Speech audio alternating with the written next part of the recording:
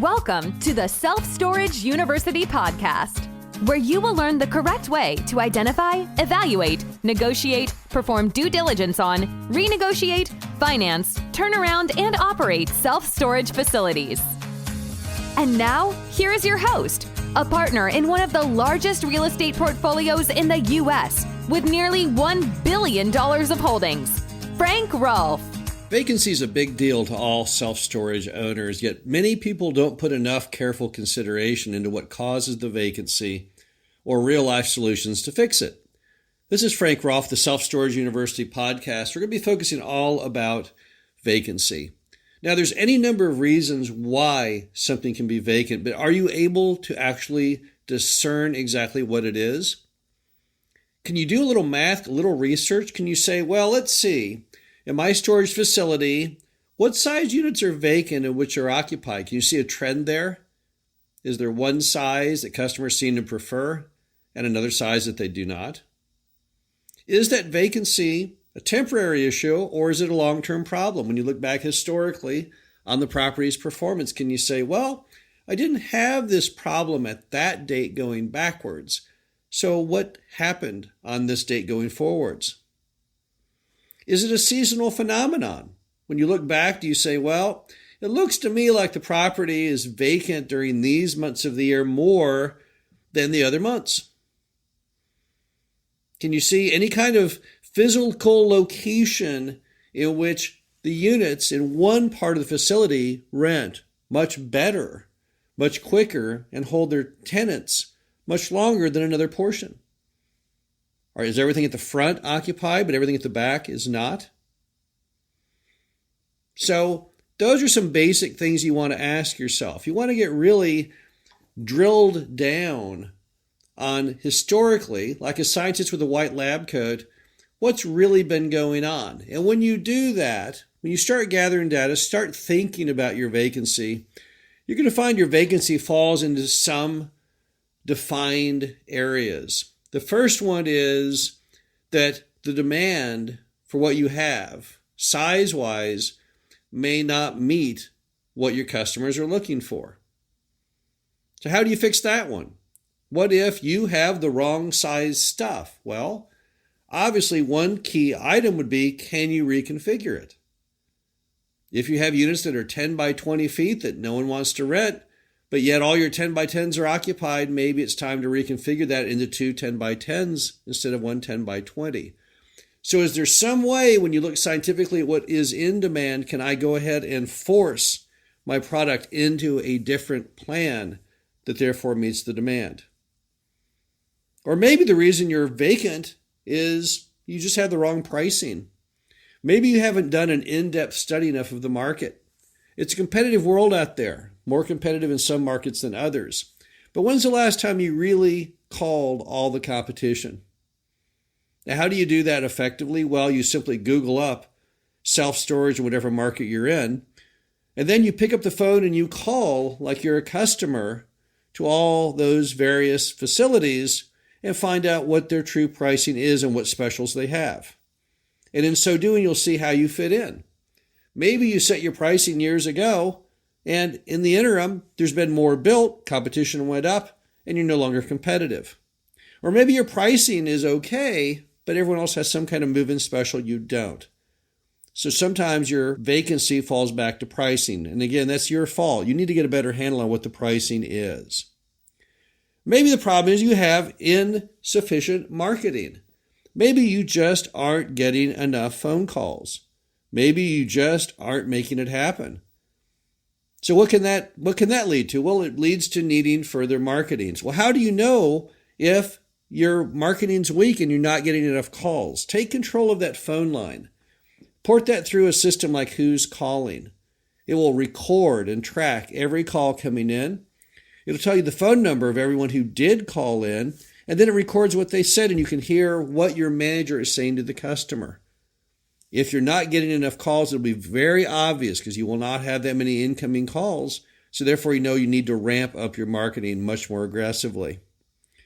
Or maybe your manager just is no good with customers. Maybe they're no good on the phone and they're no good in person. How can I know that? Well, I can listen to those calls. If I port it through a service like Who's Calling, I can listen to the calls. I can see what the manager says to try and attract them to come in. And I can now exit interview people.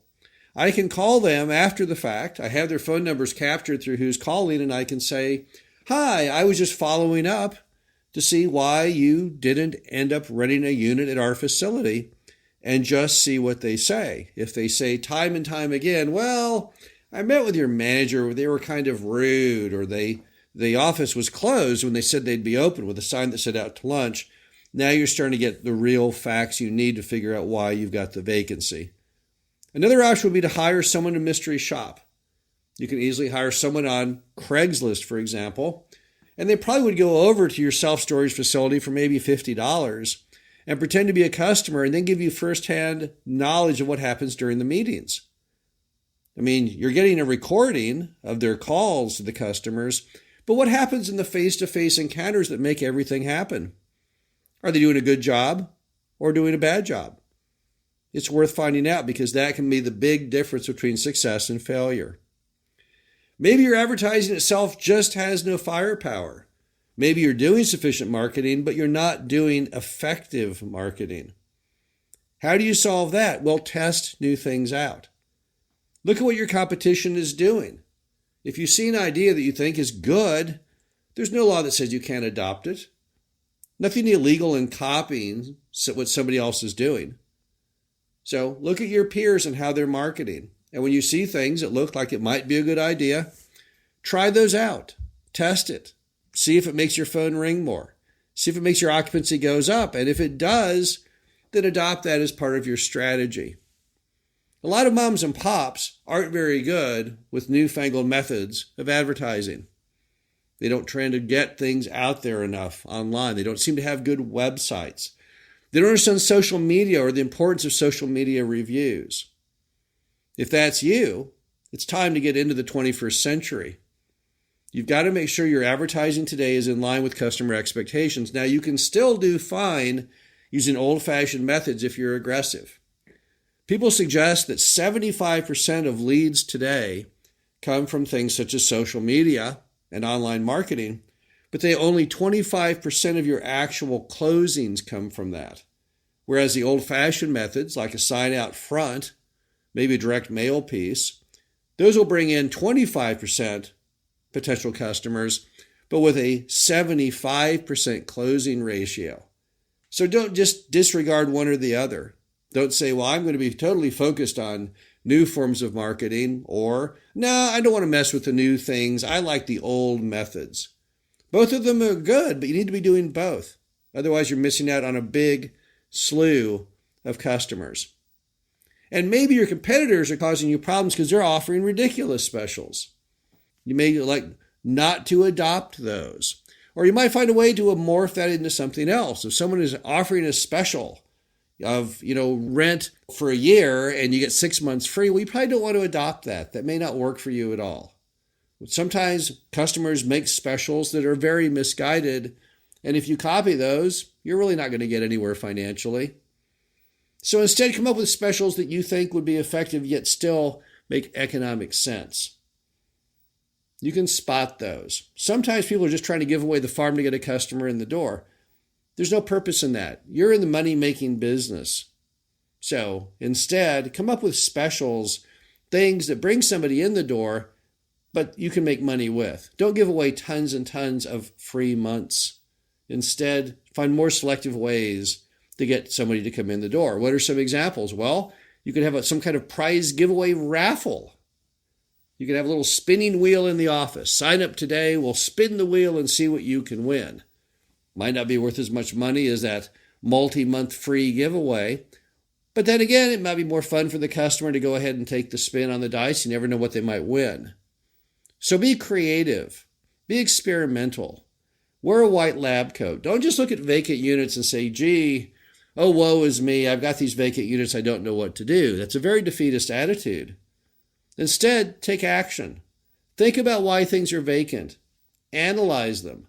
Try and come up with creative solutions. Test your hunches. See if they work. And if they do work, then you've unlocked the mystery of why you do have vacancy. And once you unlock that mystery, you're in great shape.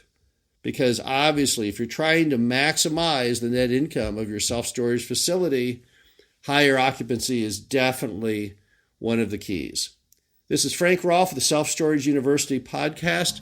Hope you enjoyed this. Talk to you again soon. Thank you for listening to the Self-Storage University podcast. Be sure to visit us at ssupodcast.com, where you can learn the correct way to identify, evaluate, negotiate, perform due diligence on, renegotiate, finance, turnaround, and operate self-storage facilities.